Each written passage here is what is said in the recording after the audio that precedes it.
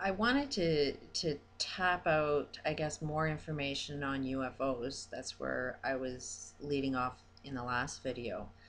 But it does appear that we definitely have a lot more technology than we're aware of.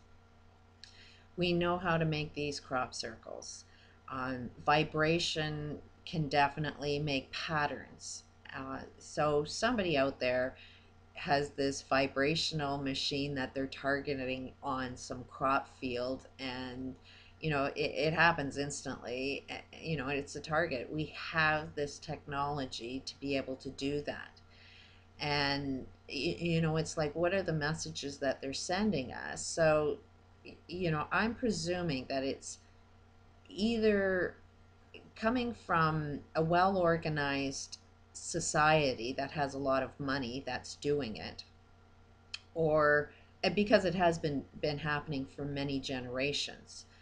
I at one time thought that it was just the power of the mind. We have children that are born with unique abilities. Kreskin, for one, could bend spoons. If you can bend a spoon, you can bend a crop field. Um, so it could be just humans doing this, but because it's been happening for generations, I think it's very well organized.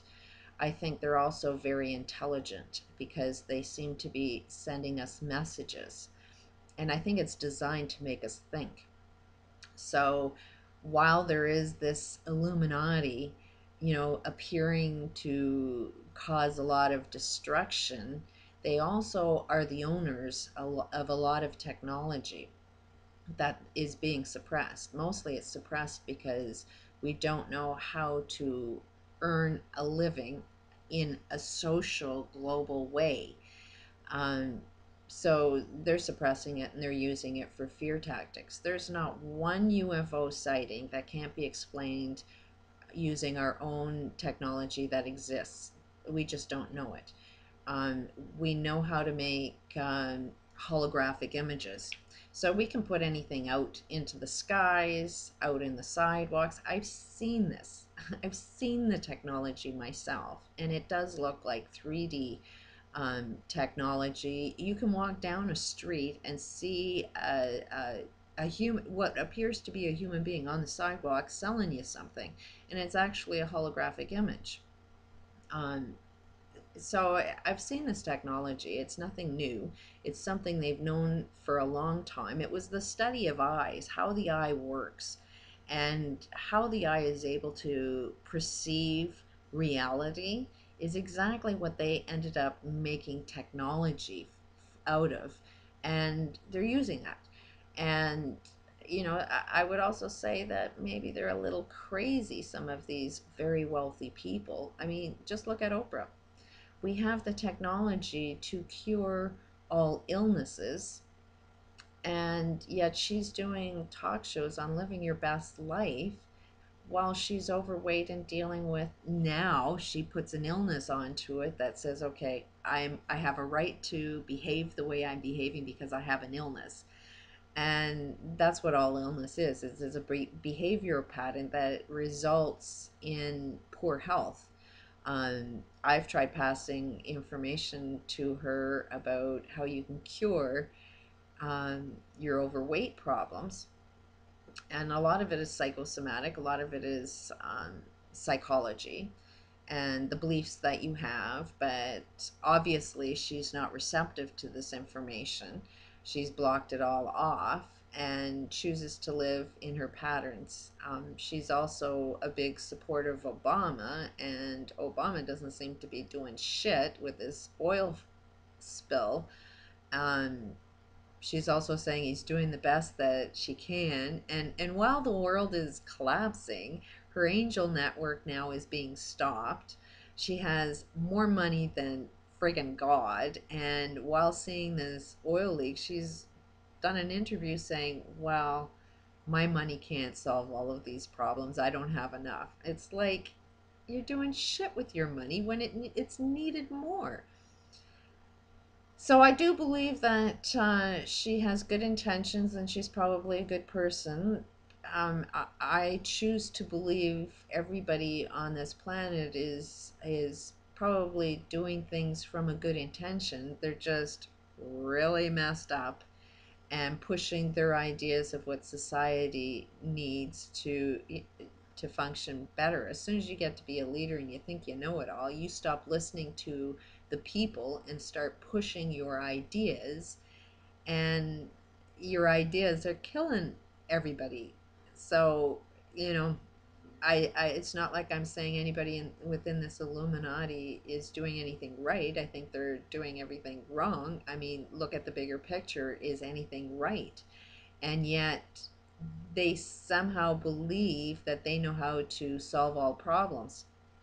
And it's like you got to change your whole mindset to be able to solve these problems. If you're going to use the same mindset, if you're going to think you have all of the answers, and you're going to use what you know to be true to solve every problem, um, it's the same pattern over and over again. And it's kind of look at what you believe. If you believe the majority of people on the planet need to die, that's not exactly perfect health. And you're projecting. So actually, what you're doing is killing yourself. So, I mean, we don't even have to worry about what this Illuminati is doing, because ultimately, what the Illuminati is doing while they think they're so smart is they're actually killing themselves and they can't even see it yet. It's like humanity needs to be saving these people. I mean, we will, if we hate them, then we will be turning into them. And you have to understand what hate is.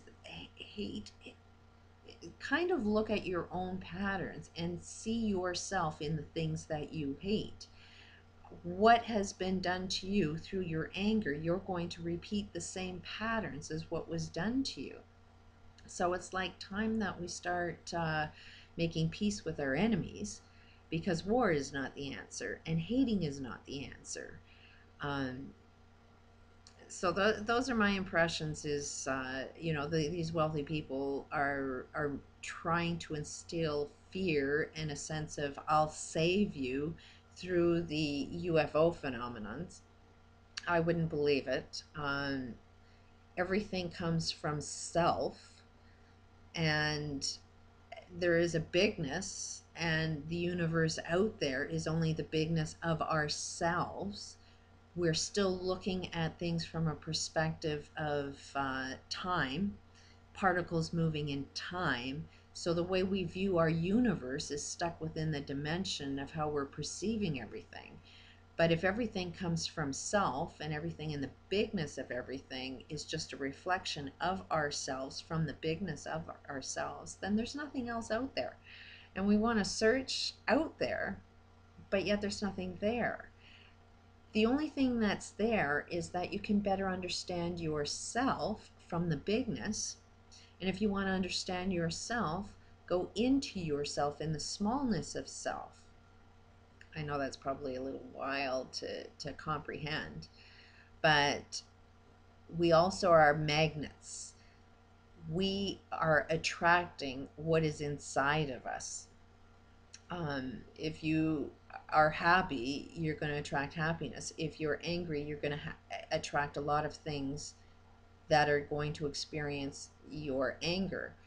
Um, so on a smaller level, we're attracting the stuff that we are wanting, but that's also coming from the universal perspective that whatever it is you want, it's like you have the power to draw a friggin' planet towards you. You have the ability to make sun flares come at us. Everything that's going on within the universe is being attracted to us like a magnet. So I'm suggesting we take a look at us from our inner selves and see what it is that we're attracting, because we can make this big shift if we shift within ourselves how we wish to experience ourselves. So, you know, what is it that we want? I think that's where the conversation lies, is what is the picture? What is the description of what it is we want in the bigness of our experiences? Do you want a loving experience? Do you want a perfect health? Do you want a perfect planet to live on?